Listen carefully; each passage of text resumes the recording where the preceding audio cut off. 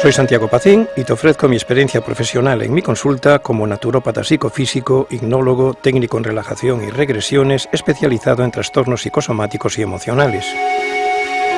Puedo atenderte en presencia en mi centro CEISI en Vigo o telefónicamente o por videoconferencia o crearte tu audioterapia personalizada desde cualquier localidad o país donde residas.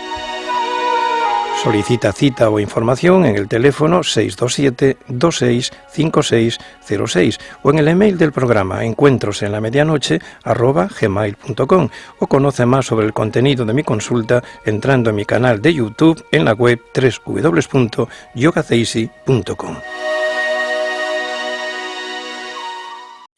¿Qué tiene que ver con este libro, el último que hice? Libera tu alma. ¿Libera tu alma de qué? Del sufrimiento, sobre todo del alma, porque casi todo el mundo, en los casi 36 años que llevo en consulta y 40 en yoga, casi siempre me he encontrado que la gente, sobre todo en una consulta, porque vuelvo a recalcar, te abren el alma y te cuentan sus problemas y cosas que a veces no cuentan ni en casa. Y veo que la mayoría de la gente, la causa de su dolor, su enfermedad, repito, no solo de su sufrimiento, está en el alma. Entre algunas causas la siguiente, la primera, la infancia, ¿cómo la hemos vivido? Ha habido falta de cariño, de afecto, de juego, de mimos, de contarme un cuento de noche, de acariciarme y cariño eres un campeón, ese tipo de cosas que los niños necesitan tanto como comer o respirar. Si no, nos desarrollamos con una serie de faltas, vamos a decir, desequilibrios emocionales y afectivos que la podemos pagar muy caro a lo largo de nuestras relaciones de toda la vida. Creerme que no merezco que me quieran, creerme que merezco el daño que me hacen, de estas hay así de cantidad de personas. El otro punto, entre otros, es la falta de querernos a nosotros mismos, de valorarnos, de aceptarnos, de respetarnos, etc. A veces somos nuestros peores enemigos, quienes más nos dañamos. Y el otro punto, que es un poco del que os quiero hablar hoy, es los conflictos con aquellos a los que llamamos nuestros seres queridos. De hecho, antes se titulaba, cuando lo edité yo, El síndrome de los seres queridos, y esta editorial lo puso como subtítulo y le puso como título Libera tu alma. Podríamos decir, libera tu alma del sufrimiento generado, en este último punto, de los conflictos que vives con aquellos que dices que son los que más te quieren y a los que más quieres. La pareja, el hijo, el hermano, el primo, porque hablo de todas las relaciones familiares, los abuelos, los amigos, los padres. Yo no sé si es vuestro caso, pero sospecho que en el fondo, yo sí, todos tenemos o hemos tenido algún tipo de conflicto serio, doloroso, a veces traumático, relacionado con ese concepto que llamamos los seres queridos. ¿Hasta ahí me explico? Entonces yo veo, por ejemplo, en una consulta, que una persona tiene un conflicto con su padre o con su pareja o con su hijo, un conflicto que le genera desarmonía emocional, enfrentamientos, no dormir, enferma, no es feliz, incluso hay algunos que piensan en cosas muy serias como a lo mejor quitarse la vida, etcétera, no es ninguna broma. Cuando uno se siente vacío, una especie de vacío existencial, que se llama también en psicología, un vacío interior, ese momento donde uno sufre tanto que ya dice, me da ya todo igual, me da igual despertar mañana que no. La vida es puntos suspensivos, estoy más que harto. Y hay mucha gente que ha llegado a ese punto de caer en el pozo de la desesperación y que ya le da igual cualquier cosa en su vida. Y todo eso puede tener mucho que ver con conflictos con aquellos que llamamos los seres queridos. Yo, por ejemplo, lo resumo muy rápido, lo digo así. O sea, es una esencia de todo el contenido de 400 páginas. Si sufres por causa de conflictos con tus seres queridos, ir analizando si tiene que ver con vosotros. Si te duele el alma y deseas sanarla, ¿entendéis lo que es doler el alma? No hablo de me di un golpe en la rodilla y me echo una pomada, o me tomo un analgésico o un antiinflamatorio. No, eso no llega al alma. Cuando hay dolor en el alma. Si arrastras traumas emocionales por falta de cariño y de afecto desde la infancia, ir analizando. Si sufres chantaje emocional, de esto ya hemos hablado. Si mendigas el cariño de los demás al precio de anularte a ti mismo. Esto es muy serio. Yo en el libro le llamo los mendigos de amor, que van por la vida ayudando a todo el mundo, siempre diciendo, sí, sí, lo que quieras, por favor, aunque sea al precio, como digo aquí, o al coste de anularse a uno mismo, porque lo que está pidiendo y mendigando es que le quieran, que le tengan en cuenta, que le den afecto. No podemos ir por la vida mendigando cariño, o nos lo dan o no, pero no lo podemos mendigar. O también, si para ser feliz dependes de que no te dejen de querer, si padeces dolencias o enfermedades sin conocer su causa. Muchas veces, muchas enfermedades y dolencias que padecemos y que el médico no encuentra en ninguna de sus diagnósticos, sea cual sea el que me digáis, del más sencillo al más complejo diagnóstico, no encuentran la causa de esa enfermedad o de un dolor. No es una enfermedad, pero a una persona le duele una rodilla, le duele la columna, le duele el cuello, le duele el hígado, le duele el estómago, y el médico le hace pruebas de todo tipo, conoceréis gente o vosotros mismos a lo mejor, y no encuentran la causa. Sin embargo, le empiezan a dar tratamientos. Muchos médicos ya dicen, bueno, vamos a probar con esto. Pero nunca eliminaremos la causa del problema. Si en suma deseas sanar y renacer a una nueva vida más plena y feliz, esta obra ha sido escrita para ti, ofreciéndote un poco de luz en la oscuridad de tu alma. Y yo también digo, cuando doy conferencias sobre esto o cuando anuncio el libro en la web, que no es un libro o un tema, en este caso, una clase de autoayuda, para cualquier persona. Porque para hablar de estos temas, que yo voy a resumir muy brevemente, y la relajación de hoy va a tener que ver también con ese tema, en realidad hay que ser valientes. ¿Qué quiero decir? Hay que ser valientes para aceptar que la causa de mi problema está en mi casa, está en mi hogar, está en mi grupo de amistad, si queréis saliendo fuera de casa, o está en mi relación con mis abuelos también saliendo de casa. Pero que en realidad aceptar la causa de mi dolor, de mi sufrimiento, de mi dolencia, de mi enfermedad, está dentro del núcleo que llamo seres queridos. Y si esto es así, que en gran parte lo es, yo, y como vosotros supongo he vivido experiencias de ese tipo, no hay tratamiento médico, no hay operación quirúrgica, no hay un curandero que te pueda curar o ir a Lourdes o ir a Fátima o a donde queráis. Hay que analizar desde el corazón, unido a la cabeza y corazón, sentido común y sentimiento unificado, y tomar una decisión. No sé si lo he abreviado muchísimo, hasta aquí me he explicado lo que quiero decir con el concepto del síndrome de los seres queridos. Síndrome, la causa de mi sufrimiento, mis seres queridos. Pues si hubiera alguno de esos problemas en vuestro hogar, en vuestra vida familiar, de pareja, de amistad, etc., hay que ser valientes para reconocer la causa de mi problema, ya sé cuál es. Y sé que no es fácil por mí mismo o por mucha gente en la consulta cuando le digo, vamos a llamarle María. María, no le puedo ayudar mientras usted no haga algo que no le va a gustar que yo le tengo que decir. Muchas veces he tenido que decir esto. La causa de todo el sufrimiento y el dolor y la enfermedad que usted me viene diciendo está, por ejemplo, muchas veces, sobre todo en dos puntos, en su pareja o en sus hijos. Y pongamos un punto medio, con sus padres. Por ejemplo, nosotros hemos podido a lo mejor tener una mala relación con nuestros padres desde la infancia. O incluso ha habido algo más que falta de afecto y de cariño. Ha habido vejaciones psicológicas, eres una mierda, no vales para nada, eres un inútil, ojalá nadie te quieras, ojalá no fueras mi hijo, ojalá no hubieras nacido. ¿Habéis escuchado esto alguna vez? O al menos que alguien os lo diga. Yo sí.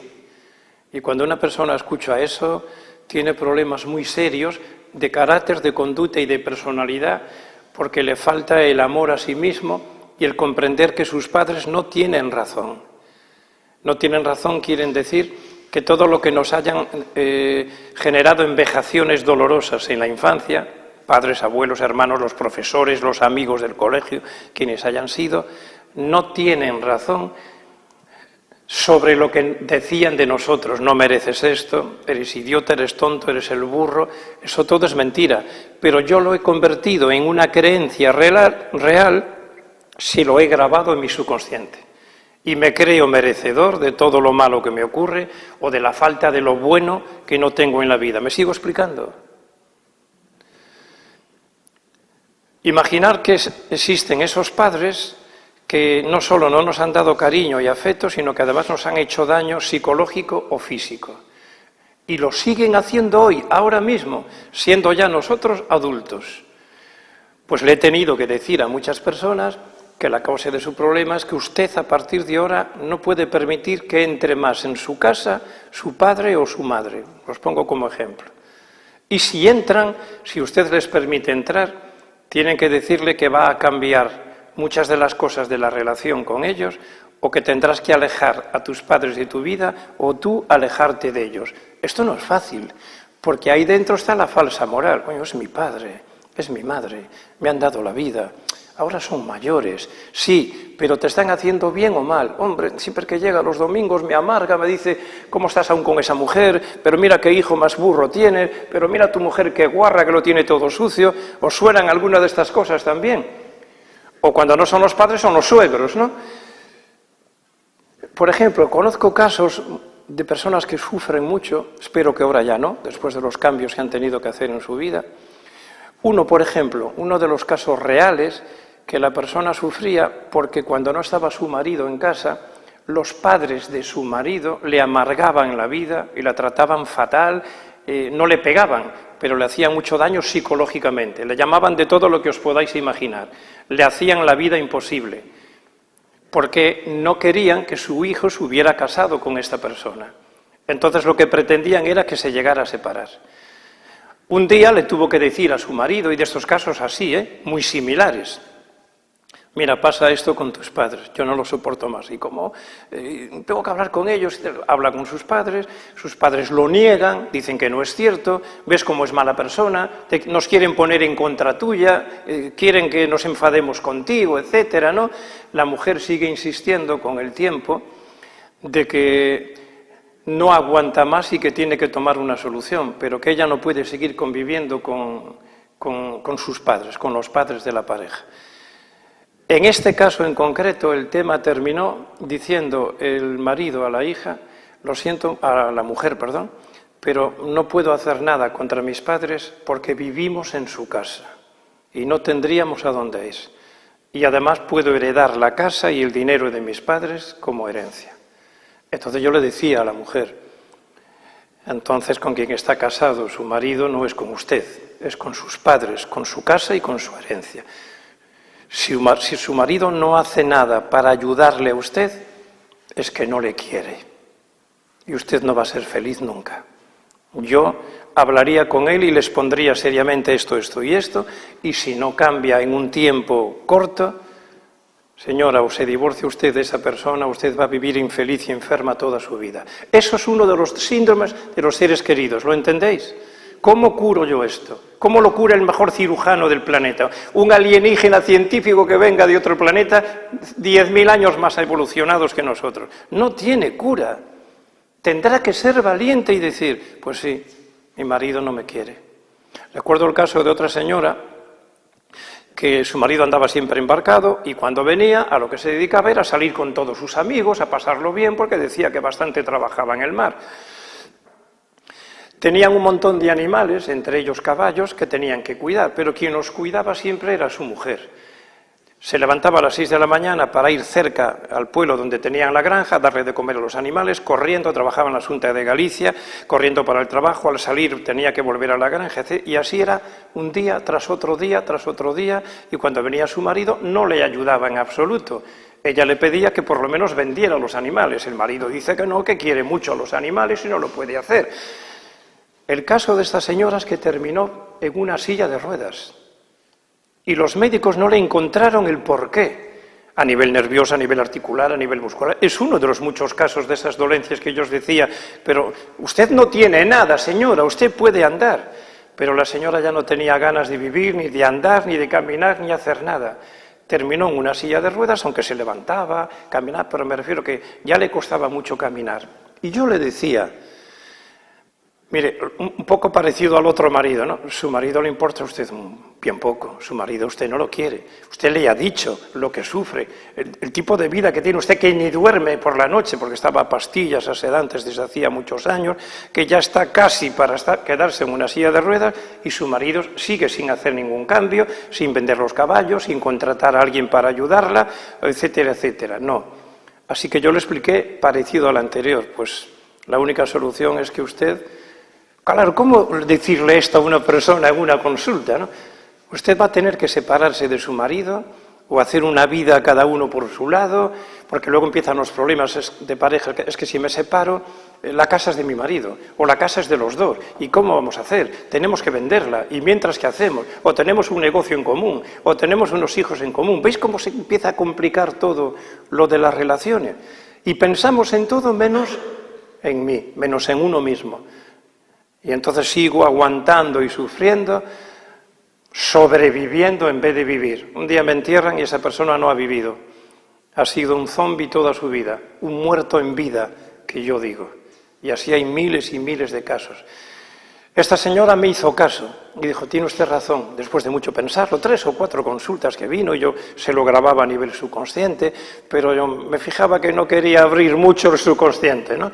Bueno, pues el día que tenía la 4ª o 5ª consulta me llama Santiago, mire, no voy a volver a la consulta. ¿Y eso? ¿Se encuentra ya usted?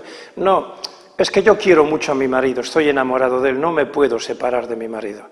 Sé que usted tiene razón, pero yo no quiero separarme de mi marido. No sé si sacáis alguna conclusión de esto. La comodidad, sumisión. ¿Cómo soluciono esto? No tiene solución. Bueno, pues no vuelva usted. Luego está el tema con los padres y los hijos. Hemos hablado de un tema, cuando alguien nos chantajea y es consciente de que me chantajea y que me obliga a hacer cosas que yo no quiero hacer o no me permite hacer cosas que yo quiero hacer, os pregunto, ¿esa persona me quiere? Se quiere solo a sí mismo, es una persona egoísta, no le importa mi vida ni mi sufrimiento, me ha robado mi libertad, mi tomar decisión de cómo yo quiero vivir mi vida. Muchos dicen, aún anda un poco por ahí el tema, en el tiempo de Paquito había mucho más, me refiero de Franco, mujer en casa, el hombre trabajo, pero luego el bar, el fútbol los domingos y tal. Pero tú en casa y como venga el cartero, que te eche la carta por debajo, ¿eh? No me mires al cartero ni al del butano, le estoy poniendo un poco de humor. Por Dios, ese tipo de mujeres no vivían, sobrevivieron. Y cuando a lo mejor le moría el marido antes, se vestían de negro y como iban por la calle y hubiera un hombre, tenían que agachar la cabeza. Es decir, tenemos en el subconsciente tantas falsas creencias, tanta basura mental, que la mayor parte de la causa del dolor y de la enfermedad, yo me lo encuentro en esto, en los conflictos con los seres queridos. Voy a resumirlo porque hablaríamos de cada caso, padres, hijos, hermanos. Los hermanos también son maravillosos hasta que llega el momento de repartir la herencia. Entonces ya, los hermanos son hasta que cada uno se separa y hace su vida, para jugar, divertirnos y todo eso. Pero los verdaderos hermanos, yo conozco pocos, no sé vosotros. Que eso todo que calificamos de hermano, padre, hijo, no es más que una etiqueta que nos ponen al nacer. Pero yo quiero hechos. Si eres mi hija, demuéstramelo en vida.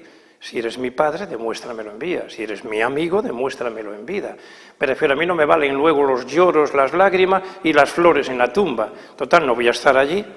Yo quiero hechos en vida. Es decir, eres mi padre, demuéstrame, porque un padre no trae a un hijo para hacer daño. Trae a un hijo para guiarle, ayudarle, apoyarle, enseñarle de sus errores, enseñarle de sus éxitos, permitirle vivir su vida como la quiera vivir, aunque a veces puede haber roces, claro, ¿no? Somos generaciones diferentes. Yo las he tenido con mi padre, etcétera, ¿no? Mi padre con su abuelo, son generaciones diferentes, ¿no? Pero tiene que haber unas normas, unos derechos, unos deberes y un respeto. Entonces, todo el mundo puede vivir en armonía. Pero cuando se pasa esa línea es cuando uno tiene que tomar una decisión y decir, bueno, aquí tiene que haber un cambio. Quizás lo explico si os digo, yo en el libro hablo de los 7 círculos afectivos. El primero no lo podemos evitar. El primer círculo afectivo, imaginar que yo dibujo ahí un círculo y me pongo yo, he nacido, acabo de nacer, y dentro de ese círculo estará mi padre y mi madre, y no puedo evitarlo. Así que yo no puedo impedir cómo me eduquen mis padres hasta los 10 o 12 años. Y hasta los 7 años soy totalmente indefenso de cómo mis padres me educan, qué hablan, qué dicen, lo que yo miro, no solo lo que escucho, etcétera, ¿no? No puedo escapar de ese primer círculo. Por eso todos nosotros tenemos muchísimo que ver, nuestro carácter, conducta, personalidad, creencias, personalidad, con lo que hemos vivido en nuestra infancia. Hasta ahí lo explico. Hay un segundo círculo, el de las relaciones que tienen que ver con mis padres, es decir, ya está fuera de ese círculo. Mis abuelos, mis tíos, mis primos, mis padrinos, si los tengo, etcétera, que también están influyendo en mí desde niño, para bien o para mal, y tampoco puedo defenderme de mis tíos, mis padrinos, mis abuelos, mis primos, si son mayores que yo. Bueno, y mis hermanos, que están en el primer círculo, sobre todo si son mayores que yo. Hay un tercer círculo, podríamos decir, fuera de esos dos, que es, vamos a llamar, el de las amistades. Y entonces tengo una relativa libertad de decir, bueno, quiero ser amigo de este y amigo de este, salvo que nuestros padres no digan, no, yo con ese no quiero que hables, a este no lo traigas a casa, con este nunca vayas a su casa. También pasa mucho de esto, y puedo tener o no cierta libertad a la hora de escoger a mis amistades. O sea que esos tres círculos tienen relativa falta de libertad. ¿Estaríais de acuerdo? Depende de cómo sean mis padres, mis abuelos, mis tíos, mis hermanos mayores, mis primos, mis padrinos y compañía. Hay un cuarto círculo, ahí ya es cuando soy libre. Y es el que deberíamos de recuperar si no lo tenemos. El círculo principal, le llamo yo. ¿Cuál es el círculo principal? Aquel que he creado o viviendo solo, salgo de esos tres círculos, por la edad que ya tengo para valerme por mí mismo, o me caso o no me caso, pero tengo mi verdadera familia, la que he creado consciente y libremente, mi mujer, mi marido y mis hijos, si los tengo. Y ahí es donde entra todo lo que he explicado hasta este momento. No podemos permitir, bueno, yo hablo como terapeuta en este caso, hacer lo que queráis. Estamos hablando de intentar mejorar nuestra vida, nuestra salud, nuestra felicidad. Si la causa de la carencia de eso está en lo que estamos hablando hoy. No puedo permitir que entre en el cuarto círculo afectivo, que yo he creado libremente. Quiero vivir solo, quiero vivir con esta persona, quiero hacer una familia con esta persona, quiero tener hijos o no con esta persona. No puedo permitir que en ese cuarto círculo entre nadie que venga a traer desarmonía a mi verdadero hogar. ¿Lo entendéis así? Me da igual que sean mis padres, que sean mis hermanos, que sean mis primos, todos los de antes, mis abuelos, mis hermanos mayores, etcétera, mis amigos, todo aquel que venga a mi casa, para entendernos, a mi círculo afectivo personal, y venga a traer cizaña, venga a traer desarmonía, venga a traer agresividad, venga a traer conflictos, fuera. Aquí solo se viene a traer paz y armonía, o como mínimo respeto. Papá, no estamos de acuerdo, pero nos vamos a respetar. Pero he tenido casos increíbles, para ir resumiendo.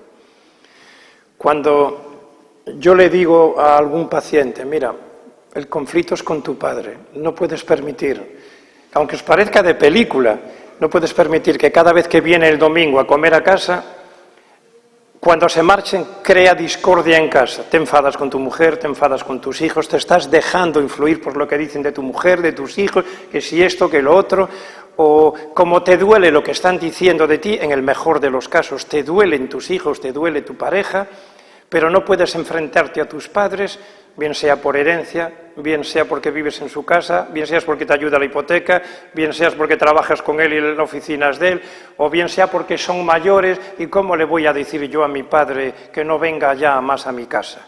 Que no puede ver a sus nietos, porque cada vez que está con sus nietos dice, eres igual de idiota que tu padre, ¿entendéis? Hablo de esos casos en concreto, cuando viene a traer discordia a mi pareja, a mí, por muy adulto que ya sea, o a mis hijos. No puedo permitirlo. Mi deber y mi responsabilidad es este círculo. Ya no es aquel. Yo lo veo así, no tenéis que verlo como yo. Por lo tanto, aquellos que vengan de esos 3 círculos anteriores a este cuarto, tienen que traer armonía. Lo cuento en el libro, casos de estos reales, y uno de ellos es muy común, es cuando entonces el hijo o hija le dice, papá, mira, he reflexionado, yo siempre le digo, el poder terapéutico del diálogo. Te sientas con él o con ella, o con ellos, con los padres, le explicas, mira, esto me está haciendo daño a mí, a mi mujer, a mi hijo, me está trayendo conflictos en mi hogar, y si de verdad me queréis, por favor, a partir de ahora tiene que haber este cambio. Los padres, muchos de ellos, no lo aceptan, porque a lo mejor creen que todavía sus hijos les pertenecen, como si los hubieran comprado, o que su pareja, también el tema de las parejas, le pertenece porque hay una firma en el juzgado o en una iglesia, ¿no?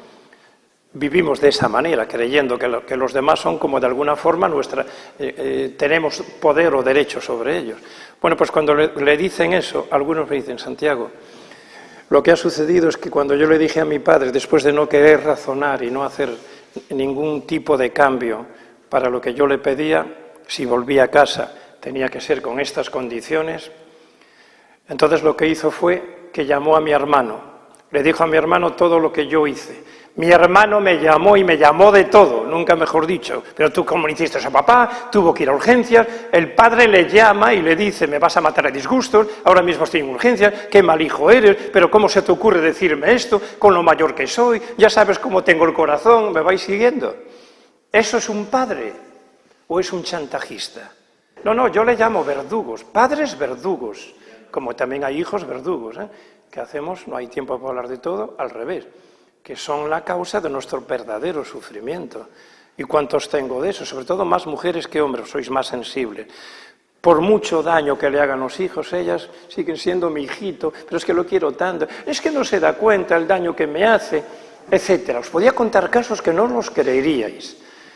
O sea, casos para escribir un libro de ciencia ficción o de terror, de lo que muchos hijos hacen con los padres, y los padres, sobre todo madres, se lo permiten, porque es mi hijo, porque lo parí, porque el pobre no se da cuenta del daño que me hace.